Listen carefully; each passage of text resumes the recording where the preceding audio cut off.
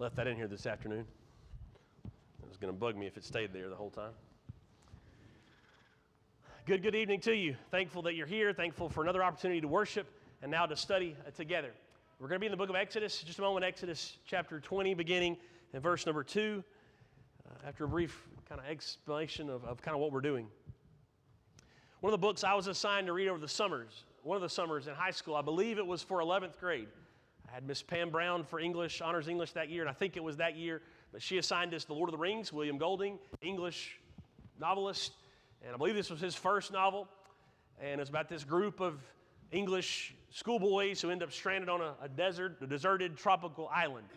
Now the premise sounds appealing to a lot of people in their teen years, or even their young adult years. I get to be on an island, beautiful weather, beautiful scenery, and no one to tell me what to do. That's a great setup. A place where no rules or authorities or laws can control me. And yet what these schoolboys find is that they need those. And then because they need those, they need a leader, they need someone supervising, they begin to fight more and more over who's going to do that, how it's going to be done. And there's this ominous pig head in the middle of the island, and it's called the Beast. And the name, by the way, Lord of the Flies, is a derivative of a name for the devil, for Satan himself. So they just continue to spiral out of control into complete savagery, and it kind of climaxes with its tragedy and the death of the most innocent of the boys on the island, named Simon. And an even more tragic and even kind of a Christ-like perspective, he's the one coming to tell them the truth that he's learned. And as he comes to tell them the truth that would set them free in their minds, they are paranoid and they turn against him and they kill him. So this book just reminds us just that the potential for evil, the potential for savagery and turning against ourselves truly starts within. We can be influenced by others around us, but the desires of our hearts ultimately are what lead us to turn against one another in whatever area that might be. As we continue, but kind of shifting a little bit of our approach, talking about God's plan and design for marriage, and then as an extension of that for sexuality. We talked several lessons from Song of Solomon because God tells us to hold up marriage in high esteem, and he does that himself with that book of Song of Solomon. But now we want to see just the potential for how other messengers who are not God can influence us away from his truth in those matters, and it's the setting of the heart that leaves us vulnerable to their messages. When it comes to any of these discussions, when it comes to marriage itself, or any derivative topic, we need to keep asking, what is it that God has said? When we hear any discussion about marriage, about divorce, about remarriage, about premarital sexual activity, about extramarital sexual activity, adultery, fornication, about lust, about pornography, about homosexuality, about gender identity issues, any of those and even further beyond that. We're going to hear discussions, we're going to hear values that are promoted and just statements that are made as if they're fact. Whenever we hear them, whenever we're engaged in some sort of a conversation about them, it's a good thing to not only ask what has God said, but to also say, okay, well, where does God say that? You claim that's true. Let's engage. Let's see where the messenger is first and foremost God about that value. And so what we wanted to see tonight is just how quickly we can be victims of the process of becoming vulnerable to false messengers when our hearts turn away from God. As we think about this in light of these issues, okay, there's a survey that's released every 2 years by the Ligonier Ministries group and the Lifeway group together every 2 years. All right, maybe you can read this at the bottom. I'll read it just so we know what's going on. They've tracked this every 2 years for a decade or two. And so in 22, for their last taking of this study, they released trends for several of these questions. And so the statement is, and all four of these that we're going to look at, to agree is not good. The truth is to disagree on all four of these. The Bible's condemnation of homosexual behavior doesn't apply today. That's the statement.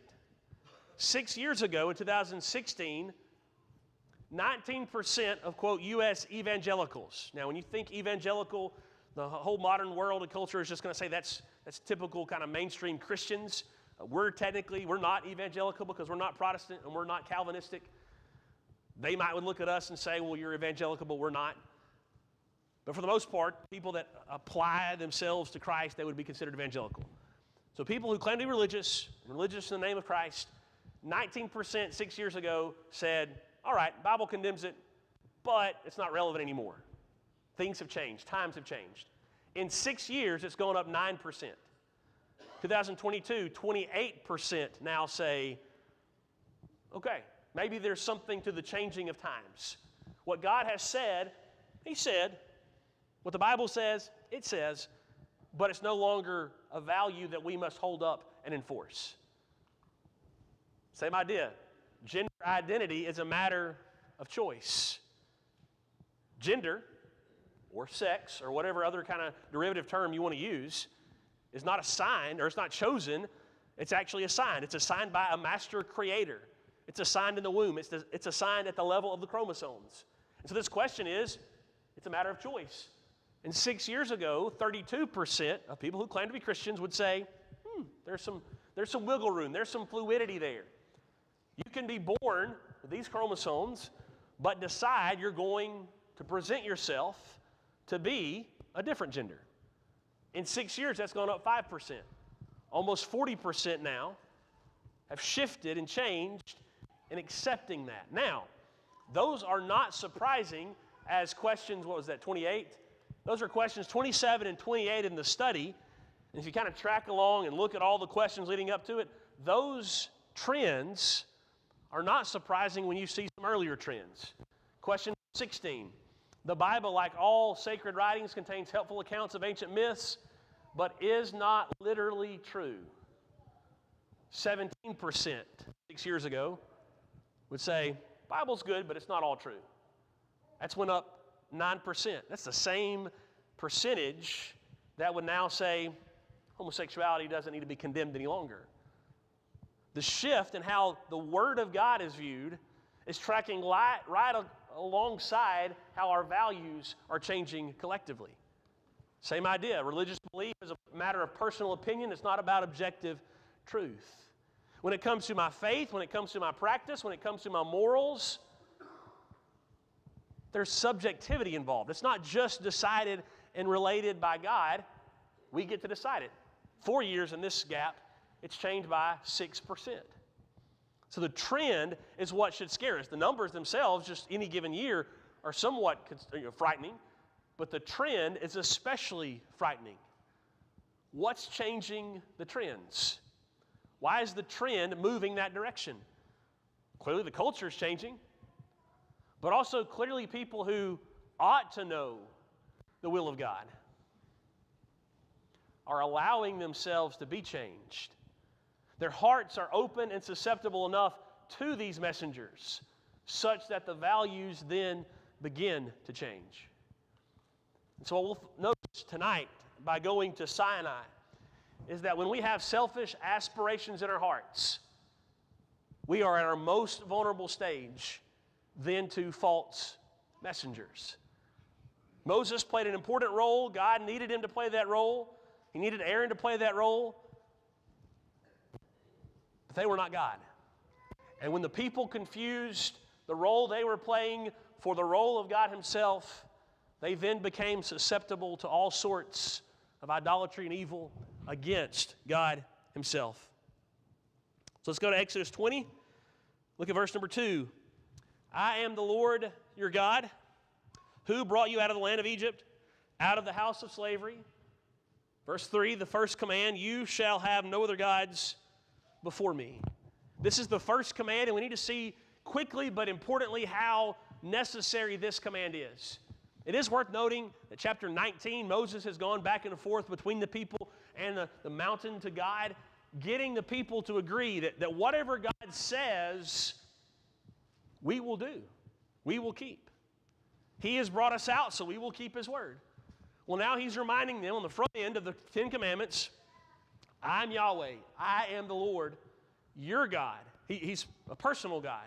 They belong to him now because he has brought them out. And I'm the one who has delivered you from slavery. You can be without me, but you'd be enslaved. But now you have me. And because of his identity in verse number 2, the first command makes all the sense in the world. You shall have no other gods before me. Now what's interesting is when he gets to the second command in the next verse, that's the one about graven images. So God wants us to see there is a different level to God's, little g, desires of our hearts and the idols that we fashion for ourselves after we begin to break that first command. You can explain all the rest of the Ten Commandments by this single command, you shall have no other gods before me. Deuteronomy chapter 6, when he would say, you shall love the Lord your God with all of your heart, with all of your soul, with all of your might, that is an expansion of this command. When you see who God is and how great he is, you understand there's no room for anyone else to be around. He deserves all of your devotion, affection, and attention. God's character dictated that he used his power to lovingly deliver them. And that establishes an authority and a concern to give this covenant, to define the relationship not by a mere contract that's lifeless, but by a beautiful covenant agreement between a party who loves this other party, the people. God demands, but he also deserves singular devotion. And what this is a challenge for the Israelites. He's challenging them to see how they will view him. Remember what they have been brought out of in the land of Egypt. A land, and as the term we're using is the case, a culture that used this extensive, systematic arrangement of gods to explain everything. They were used to that for hundreds of years. Now they've been let out by the one God. And he tells them, you better change how you view all things, coming back to me as the source of all things and as your deliverer from slavery to those gods and their peoples. In Ezekiel chapter 20, this is fast forwarding, several hundred years after this, about 600 years. God, in telling and warning those in Judah about this propensity to keep falling away, he's going to appeal back to these Israelites. One of the things he said, he told them, Ezekiel 20, verse 7, I said to them, cast away the detestable things your eyes feast on, every one of you. Do not defile yourselves with the idols of Egypt. I am the Lord your God. There's the identity thing. Verse 8, but they rebelled against me, were not willing to listen to me. None of them cast away the detestable things their eyes feasted on, nor did they forsake the idols of Egypt. It's very much a reset button for them. New covenant for them. Get out of the land where all these gods are around and see me as the only, because I am the only. And I love you and am concerned for your best interest. Therefore, I tell you, remove all other sources of potential affection. But then you see this build-up. It should not be a surprise to them. It's a strong command. No other gods before me, but they should not be surprised. Exodus 12, verse 12, for instance, right before that final plague, the death of the firstborn and then the Passover on the side of the Israelites, God says, I will pass through the land of Egypt that night. I will strike all the firstborn in the land of Egypt, both man and beast, and on all the gods of Egypt I will execute judgments. I am the Lord. He's not saying the real. He's saying the people of Egypt have created them, therefore there's some allegiance to them. And he has systematically, for the 10th time now, one plague after another said, I'm more powerful than they. Now, I've known that fact, that the plagues aligned to the prominent Egyptian gods. I've known that fact for, 20 years or so now. But just recently has it struck me that systematic defeat of all of their gods, that was certainly for the Egyptians too. He's going to get their hand to break loose and set free the Israelites. But it was also for the Israelites to see that this system that you've been living under, this false worship that's constant, it has no power. It's fake. It's not real. They had every opportunity to see these false gods don't exist. So the plagues showed their powerlessness before God's true power. They get out, they go through the Red Sea, and God destroys all the Egyptians in the Red Sea. And in the Song of Moses, there's this line, "Who is like you, O Lord, among the gods? Who is like you, majestic in holiness, awesome in glorious deeds, doing wonders?" The answer is there's no one. No one can do what you've done. The very next verse, "You stretched out your right hand, the earth swallowed them." All you did was motion, and the earth swallowed up the Egyptians. Their gods were powerless. Then you get to Exodus chapter 18. You got Jethro speaking. That's Moses' father-in-law. He is a Midianite priest. He's not a Hebrew by birth. And his statement is fascinating. They get out, they begin their wandering, and Jethro says this, "Now I know that the Lord is greater than all gods, because in this affair they dealt arrogantly with the people." What he's saying is, the Egyptians have all these gods that they explain their world through, and yet their explanations don't hold up. Their gods are rude. They're mean. They're arrogant. They don't love their people. But now I've seen that your God, Yahweh, is the God who loves, who takes care of his people. Proximity of Jethro saying that is chapter 18. They get close to Sinai and have those ascent passages with Moses right before in 19, and then the command's here. So this shouldn't be a surprise to them to hear God say, don't let anybody else arise in your heart. Don't let any other thing arise in your heart. As we apply that to ourselves, thinking about the role these false gods played in these other civilizations, we might be quick to think, well, good thing we don't have false gods in our culture today. And we might say that because we don't have molded trinkets of animals that we carry around in our pockets or that we put in our living rooms or whatever. And yet, we are very much in a polytheistic society. We have found multiple values, multiple strands of thought that will lead us away from God over and over and over again. I heard a guy talking about it, and he said he was somewhere in India, I believe, and this couple or this family had a giant statue in the middle of the living room, and he thought, well, how dare them put an idol in their living room? And he got home and he saw his TV in his living room and thought, ooh, maybe we do the same. And then he ran into people in their markets, and he would see them pull out their little Buddhas out of their pockets, and they would rub the belly of their small little pocket-sized Buddha like that. And he said, how dare them carry around an idol in their pocket like that and just pull it out and rub it when they feel like it. And then his pocket buzzed, and he pulled out his phone, and he began to swipe his phone and thought, oh, maybe we're more guilty of that than we thought. So when we think about no other gods before me, that's setting us up where we're going in a moment. But listen just carefully. When we allow something in our hearts to reign as God, all of God's commands then become expendable.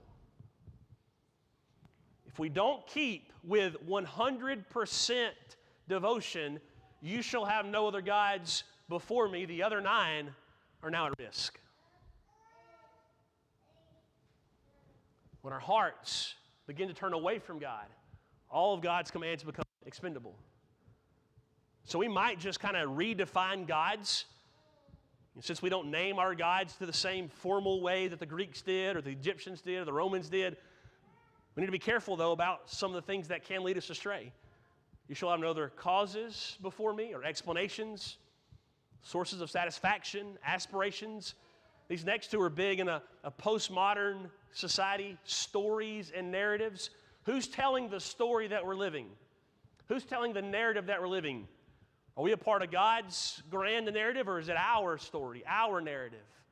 There's a difference in how we tell that story and how we view that. No other sources, no other significance. Think about that in terms of relationships. We talk about marriage being our significant other. Well, God is the significant other above all other significance. No other deliverers, no other motivations, no other reasons or interests, other purposes, accounts, defenses, grounds, foundations. Those are just ways to get us to expand our minds to see this is not just a foreign culture problem. It's not just an Egyptian problem. It's a heart temptation for each and every one of us to be so scared and frightened by God's commands, to begin to find ways to turn away from them in our hearts. Let's now see how that process happens. And I think it's fascinating. We won't take the time to do this tonight, but if you'll go home and read the Romans chapter 1, beginning in verse number 18 to the end of the chapter, and put that parallel to what the Israelites do here, it's fascinating. You stop honoring God, you stop thanking God, you begin to exchange God for other things. God gives you over to what you've chosen. And that's exactly what God's own people do in the giving of His 10 commandments here in Exodus chapter 20. Let's look at verse number 18. This is after the 17th, or the verse 17, the 10th commandment, you shall not covet. It's not an accident that commands 1 and 10 are both heart commandments. You shall have no other gods in my presence. You shall not covet anything that belongs to your neighbor. Now listen to what they do, verse 18. Now when all the people saw the thunder and the flashes of lightning and the sound of the trumpet and the mountain smoking, the people were afraid and trembled, and they stood afar off. And they said to Moses, you speak to us, and we will listen. But do not let God speak to us, lest we die. Now listen carefully. They've already said, chapter 19, we'll do whatever God says. We're God people, yes. We'll accept the covenant. But now after 10 commandments, they think they're in a position to negotiate. Well, hold up, God. I like that you brought us out. I like that you want to give us a covenant, but hold up a minute. That's too much. You're too frightening on the mountain, and what you've had to say is scary, and I don't know if we can do it. So Moses, see what they're doing? Moses is a great servant of God, and yet they're saying, we want Moses to be our leader, not God. They put themselves in the driver's seat thinking they can dictate their terms to God. Now listen carefully what happens, okay? What have they just said? Moses, if you will speak, we'll listen. But God scares us too much. So, okay, Moses speaks. Verse 20, do not fear, for God has come to test you, that the fear of Him may be before you, that you may not sin. Well, let's first explain what Moses is saying. There is a healthy fear that Moses has. There is an unhealthy fear. God wants you to have the healthy fear that will draw you closer to Him, that will never imagine that you would be okay breaking a command of His. That's good fear. And you'll notice that Moses keeps going back to the mountain. Moses has such great respect for God. His fear is, I can't imagine letting God down. I cannot imagine breaking what God says to do. All right, so what did they say? Let's get back to the kind of lineage here. They say, we want to hear from Moses. Okay, Moses says, I'll talk to you. Turn back to God. Don't focus on me. Don't let me be your, quote, God. So what do? The people stood far off while Moses drew near to the thick darkness where God was. They've already not kept their word. Moses, you speak, we'll listen. Moses spoke and said, get back to God. And they say, nope, we don't like it. So they drew further off, away from God and away from the one that they had begun to replace God with. Now let's keep going in the story. Whoop.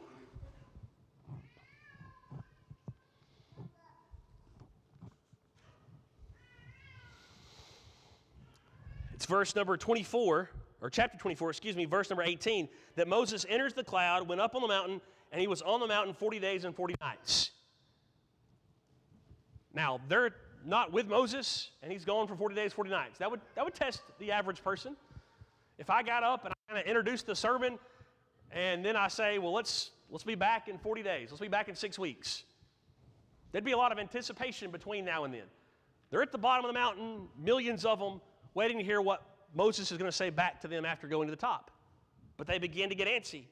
We won't take the time to just dive into this a lot, but chapter 25 is fascinating because chapter 25 through 31 is God telling Moses a lot of things to do while they are turning against him building the golden calf. And the first thing he starts off by telling Moses is, get the people to bring all their gold and silver and precious things together so that, verse 8, let them make me a sanctuary that I may dwell in their midst. God wanted to be their God among them. They were afraid of him. They turned away. And while they're giving over to the revelry, God is telling Moses, here's what you tell them to do to build me a temple, a tabernacle, a place to dwell. I want to be among my people. So what they are rejecting is far greater than they could imagine. Out of their impatience and their heart being led astray from God and putting Moses in a place he was never designed to be in. So God was giving the very commands by which he would provide what they desired. Now you fast forward to chapter 32. When the people saw that Moses delayed to come down from the mountain, the people gathered themselves together to Aaron and said to him, up, make us gods. See, now they think they're in negotiation power again. You make us gods who shall go before us. As for this Moses, the man who brought us up out of the land of Egypt, we do not know what has become of him. They make an idol because they had become impatient. They had become impatient because they had turned away from God and put a man in the place of God.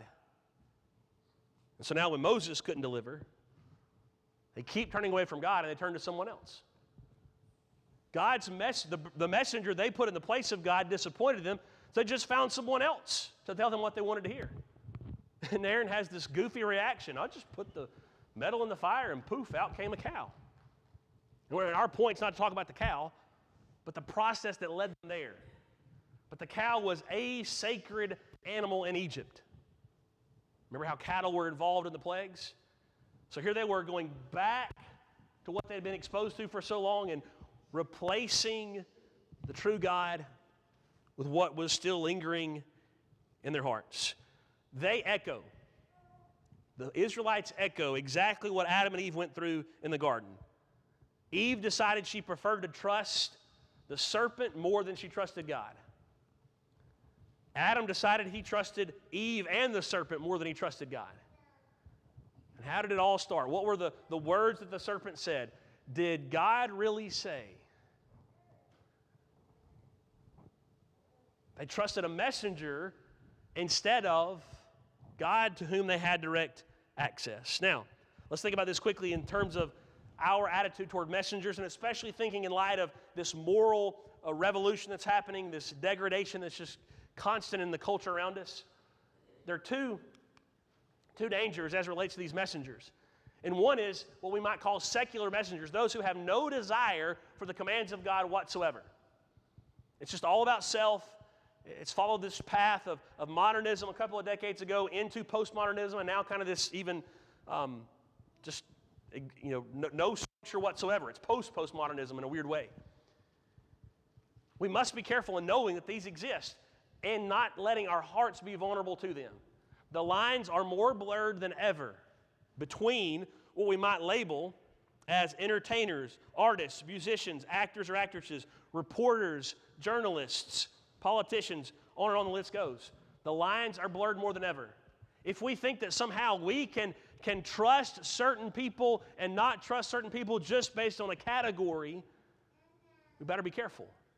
Our hearts should dictate first that we trust God the most. And we're always asking those questions. What did God say? What does God say? Okay, well, where did God say that? This is especially frightening in light of this online social media boom for what's called influencers, online influencers. I mean, tracking just how much our ideology has changed in those, the homosexual agenda, the homosexuality and the gender issues agenda has tracked just as social media has tracked. It's just almost one-to-one. And you've got this rise of a job that didn't exist before social media, an online influencer. I'm going to push products, push certain things, and subscriptions to sign up for. I'm an influencer. What I say creates value. That's not the end game.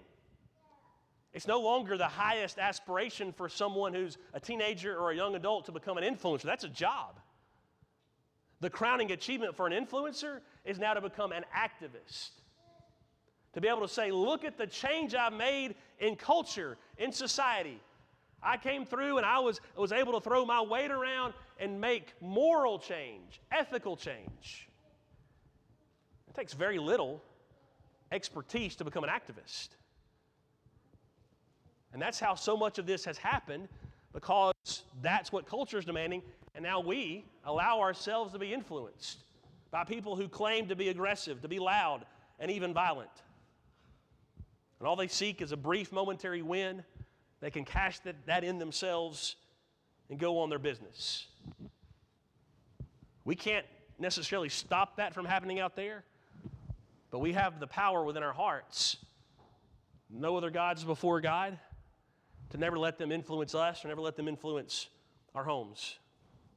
Carl Trueman has kind of written the textbook for how all of culture's values over the past few decades has led to where we're at today. And he's basically saying we're here. Like, you can't go further than where the sexual revolution has led us. And he says all these things can really find a starting point culturally with Sigmund Freud, because he tied the fundamental life existence to sexual behavior. Here's a short paragraph that Trueman says. Once identity is sexual, once your sexual desires are your identity, he says prior to Freud, sex was always just a behavior. Even in the Bible, when it's described in good, glowing terms, it's still just an act. It's a behavior. Once it becomes more than that, listen carefully, it's inevitable that sex is going to become political, because any laws that govern sex become not just rules and laws about behavior, but they could become laws about who you are and who you're allowed to be. See, this bait and switch to say that our sexuality is actually identity now has brought all of this into not just the mainstream culturally, but it's forced laws about it all.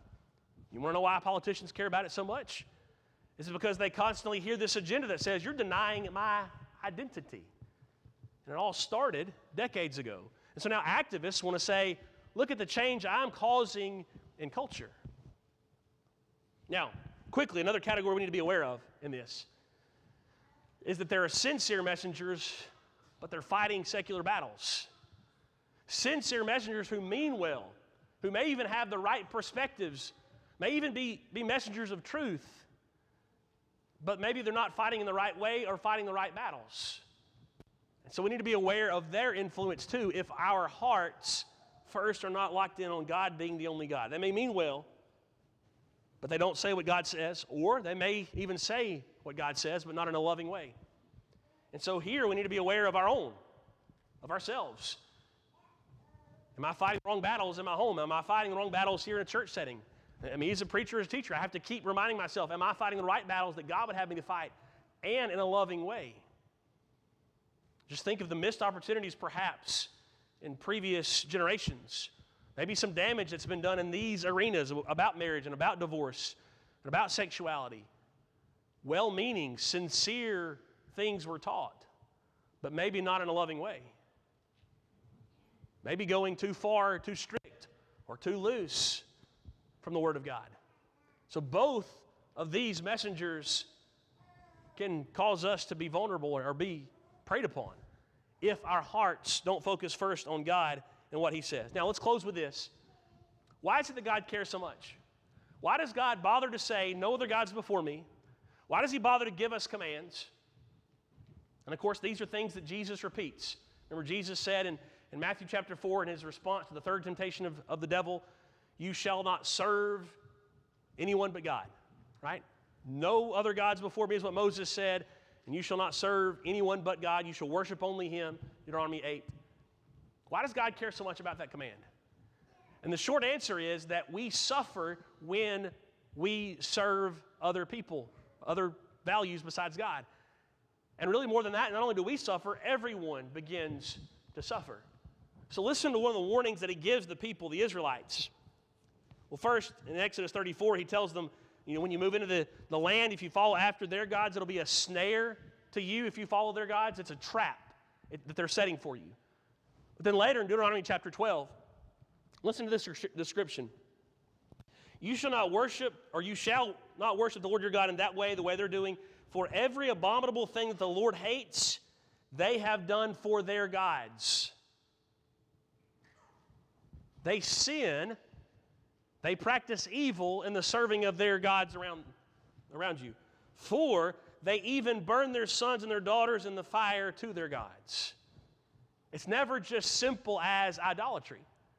When our hearts are misled, and then we serve other masters, and then we sin, everyone suffers. We've mentioned this months ago, but there's no such thing as a victimless sin. You can't just say, well, I can do what I want to do as long as nobody gets hurt, because people always get hurt. And God wanted them to know, especially, that the children will be who suffers. Now notice who's suffering the most as these agendas continue to spiral out of control. Notice who the marketing and the products are aimed at the most in this moral revolution that keeps spiraling out of control. It's the month of June, after all. And who's targeted most of all? Our children. They want them to know or to think, hey, you can choose your gender. You can decide. Your parents don't have to know. You can blatantly do these things. And this is not the only way. When you go through any of those kind of issues we've talked about and mentioned earlier, children end up being the ones who suffer the most when we elevate something else above God in our hearts. We will suffer, no doubt, away from God. But the most vulnerable among us, especially our children, will suffer when we allow these messengers to mislead us. So simply tonight as we close, do you know just how loving God is to you, to each of us, to all of mankind? Do you know that God offers to deliver you? Just as he said, I've delivered you out of Egypt from this enslavement, so too now I offer to deliver you from the bondage of sin. And as we connect it to these things, especially of a sexual nature, we need a constant reminder that God promises to free us from those sins just the same. And that it's through Christ that we can say with full confidence that we can glorify God in our bodies. That's the message of 1 Corinthians chapter 6 in verses 19 and 20. So he can redeem you. He can break you free from those things. If you think he can't, don't be deceived any longer. Come to him knowing he will. Maybe you are a child of God, but you've not been living with him as number one. You've allowed others to enter your heart. You've allowed other values to mislead you. That can stop. That can stop tonight if you choose to come back to him. Now, please know that God loves you so much. We're here for you and love you as well. Would you choose this time to come to him as we sing together?